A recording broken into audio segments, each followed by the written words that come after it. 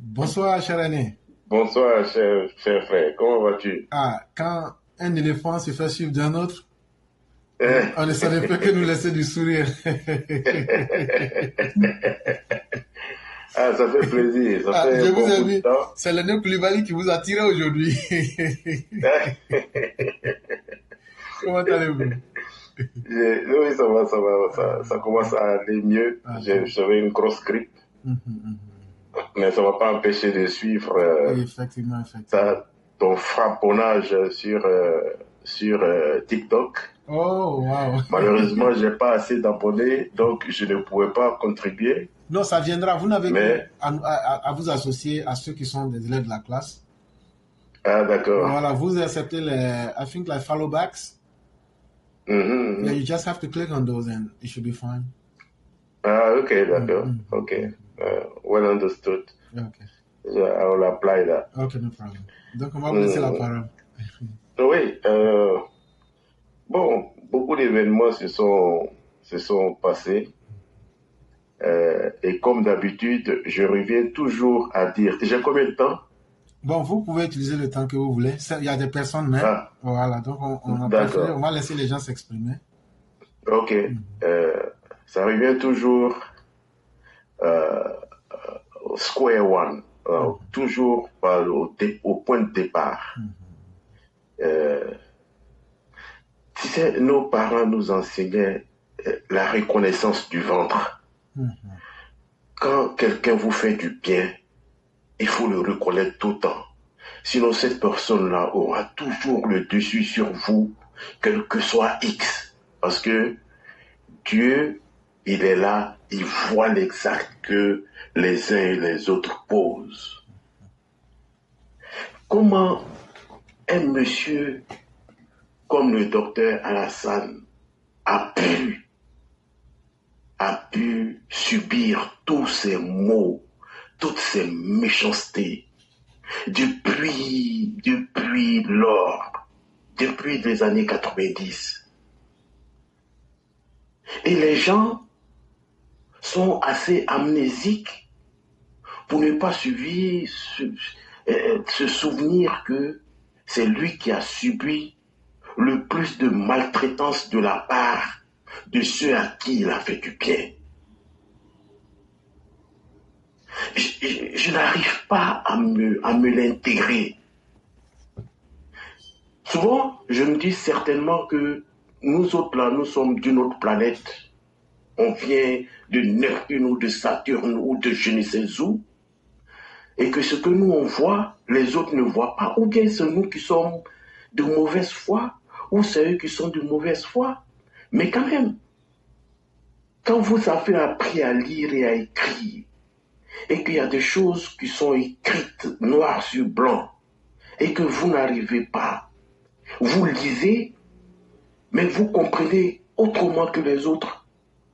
Mais franchement, on ne peut rien pour ces gens-là. Je me remémore tout le temps, où le mal de ce monsieur a commencé. Le mal il a subi parce qu'il voulait faire du bien, parce qu'il est venu pour sauver une nation qui était au fond du gouffre. C'est le seul mal qu'il a fait. Et les gens croient que ce Dieu-là qui est au-dessus de nous l'a oublié. Où serions-nous aujourd'hui s'il n'avait pas été là? Des économistes de basse saison, de basse classe, de bas niveau, nous ont mis au fond du gouffre. Il lui fallut sa présence. Il lui fallut qu'il existât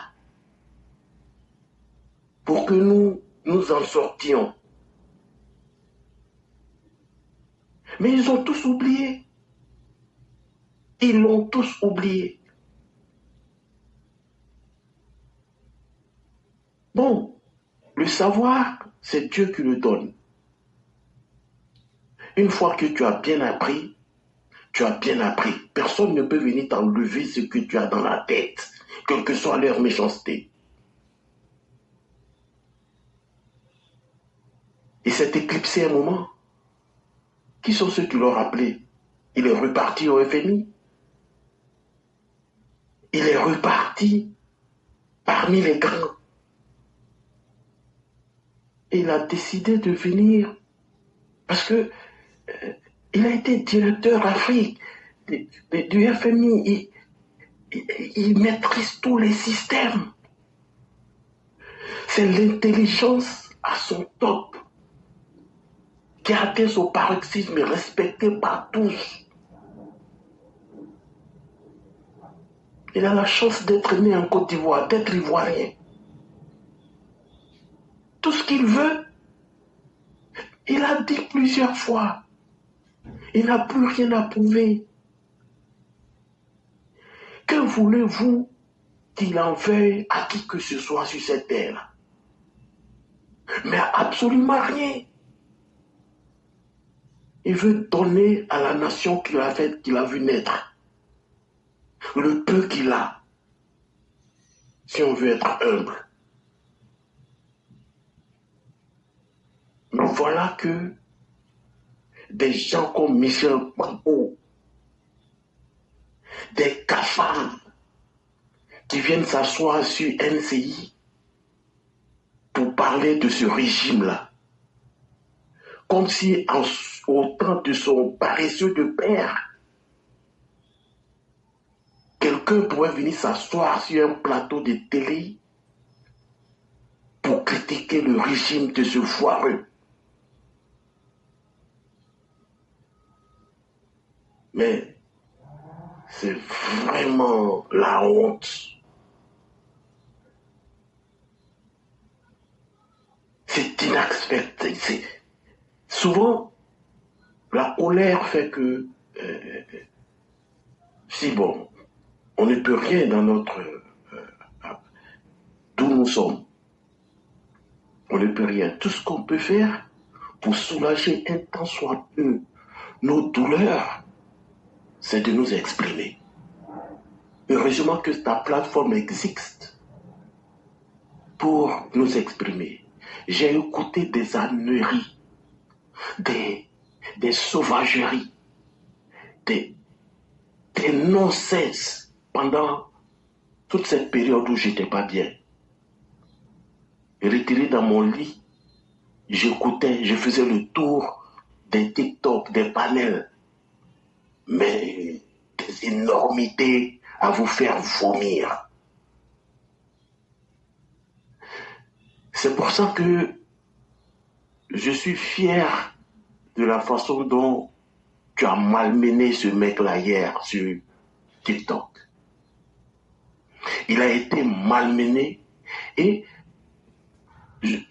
j'aurais souhaité que ce soit un truc de vision mondiale. Pour que tout cela, on les mette tous ensemble dans un sac. Et pour une bonne fois pour toutes, pour qu'il la ferme à jamais. Qui sont ces gens? Qui sont ces gens? Quand ce n'est pas Michel Gbagbo qui vient sortir des énormités, c'est ce Blaise Lasme là aussi qui vient, qui dit aux yeux du monde que Gbagbo n'a jamais dit qu'il n'augmentera pas un sou sur le salaire de quiconque en Côte d'Ivoire. Ça, Gbagbo ne l'a jamais dit. Donc nous l'avons inventé. Alors qu'il y a des traces. Il a laissé des traces de nullité indélébile. Des traces négatives indélébiles. Si on veut s'asseoir là pour compter le nombre de bêtises que ce monsieur a faites, on va y passer 10 jours, si ce n'est 10 mois. La question à se poser maintenant, où veut-il nous amener? encore dans la chimère. Chaque fois que ce monsieur-là a participé à des élections, ça a toujours été du cafouillage, ça a toujours été des tueries. Remémorez-vous, tout ce qu'il a passé comme élection, est-ce que ça s'est bien passé? Jamais de mémoire de personne. Nous sommes contemporains de ces fêtes-là.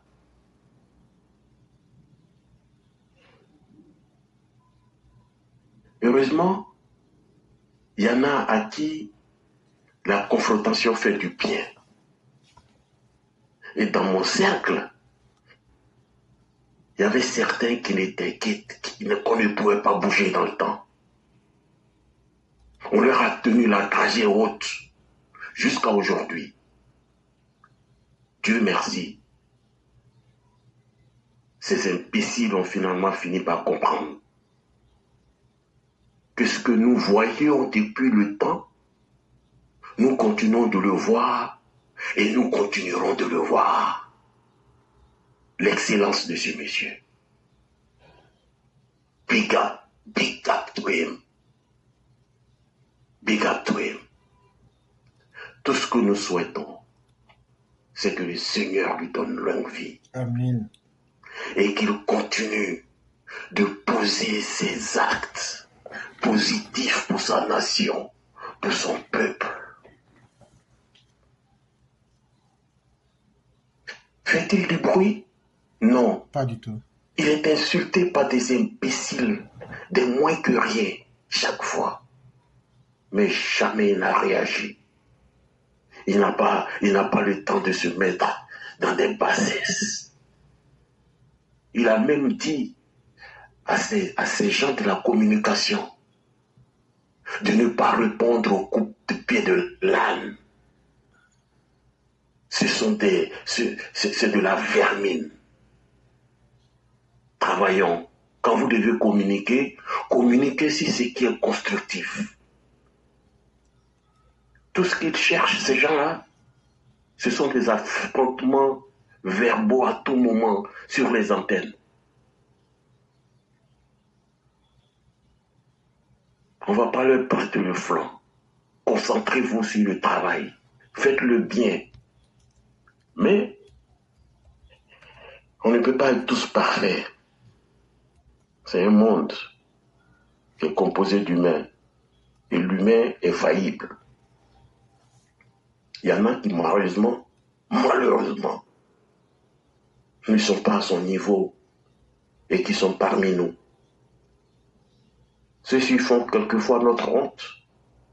On est obligé de coopérer avec eux et d'essayer d'aller de l'avant. Mais ce n'est pas facile. Tous les actes qui sont posés sont jugés. Et à travers ce jugement, il est là. Quand ses enfants font des bêtises, il est atteint. Alors qu'on connaît ses records. Jamais on l'a cité dans un scandale financier ou quoi que ce soit. Si on devait dire que l'homme est parfait, c'est lui. Mais malheureusement, on ne peut pas tous être pareils. Tout ce qu'on demande au Seigneur, comme je l'ai dit tantôt, vraiment, ça m'a fait de la peine. Je ne sais pas si tu as remarqué, éclaireur, quand il est revenu de Corée, son discours, le rapport qu'il faisait de son séjour, je le sentais un peu essoufflé. Je me suis dit, bon, c'est certainement le voyage qui l'a épuisé. Mais je n'ai pas aimé l'essoufflement. Je n'ai pas aimé du tout. Ça m'a dit que le père est fatigué. Et je répondis encore sur NCI. Une grosse énormité encore. Je ne sais pas les gens, les journalistes qui viennent, s'ils ont des questions, s'ils ont le droit d'intercepter des mensonges et de les corriger, de tuer le mal dans l'œuf. Je ne sais pas s'ils ont ce pouvoir-là sur les antennes. Mais quand un monsieur comme André-Sylvain Conan dit que le président de la République, sur 6 mois, n'a fait que 7 conseils de ministres. Alors, ce journaliste voudrait être le secrétaire général de la présidence. C'est lui qui veut dicter l'agenda du président de la République, qui, dans ces temps, comme moi j'observe, a fait des voyages à l'étranger. Dans ce laps de temps-là, il n'a pas tout le temps été là, depuis 6 mois. Il a dû voyager. Alors, les gens voudraient qu'il fasse comme Paul Biya, qui dans la grande salle de réunion met sa photo et c'est au téléphone à partir de la Suisse qu'il mène un conseil des ministres. Non mais, ces gens-là, on doit les recadrer tout de suite, leur dire qu'il y a un secrétaire général de la présidence qui maîtrise l'agenda. Si vous voulez changer de métier, vous changez, mais vous ne venez pas sur une chaîne de télévision et dire au président ce qu'il doit faire.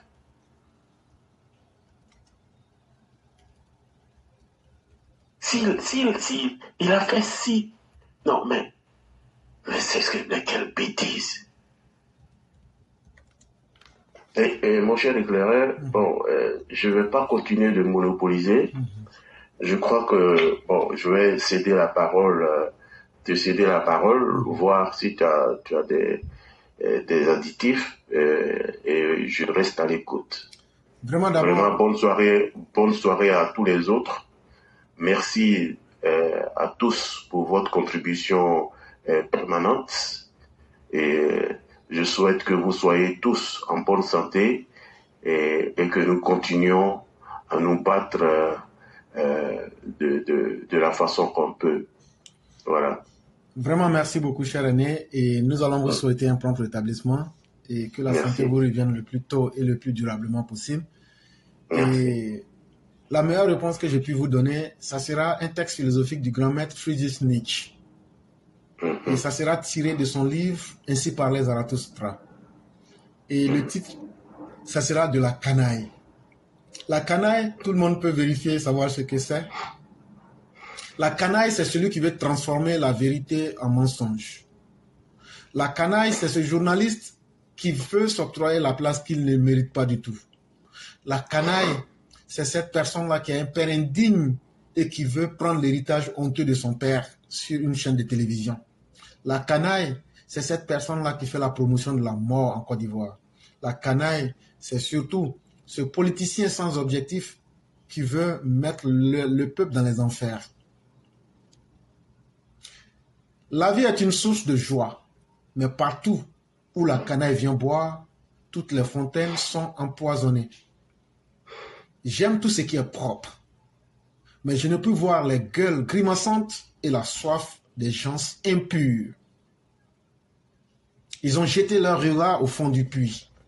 Maintenant, leur sourire odieux se reflète au fond du puits et me regarde. Ils ont empoisonné par leur concupiscence l'eau sainte et, en appelant joie leurs rêves malpropres, ils ont empoisonné même le langage. La flamme s'indigne lorsqu'ils mettent au feu leur cœur humide. L'esprit lui-même bouillonne et fume quand la canaille s'approche du feu. Le fruit devient douceâtre et blêt dans leurs mains. Leur regard évente et dessèche l'arbre fruitier. Et plus d'un de ceux qui se détournèrent de la vie ne s'est détourné que de la canaille. Ils ne voulaient point partager avec la canaille l'eau, la flamme et le fruit. Et plus d'un s'enfuit au désert et y souffrit la soif parmi les bêtes sauvages pour ne point s'asseoir autour de la citerne en compagnie de chameliers malpropres. Et plus d'un qui arrivait en exterminateur et en coup de grêle pour les champs de blé voulait seulement pousser son pied dans la gueule de la canaille afin de lui boucher le gosier. Et ce n'est point là le morceau qui me fut le plus dur à avaler. La conviction que la vie elle-même a besoin d'inimitié, de trépas et de la croix de martyr. Mais j'ai demandé un jour et j'étouffais presque de ma question. Comment la vie aura-t-elle besoin de la canaille? La fontaine empoisonnée, les feux puants, les rêves souillés, les vers dans le pain sont-ils nécessaires? Ce n'est pas ma haine, mais mon dégoût qui dévorait la vie.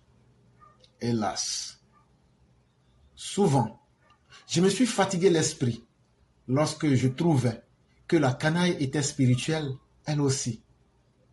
Et j'ai tourné le dos aux dominateurs lorsque je vis ce qu'ils appellent aujourd'hui dominer, trafiquer et marchander la puissance avec la canaille.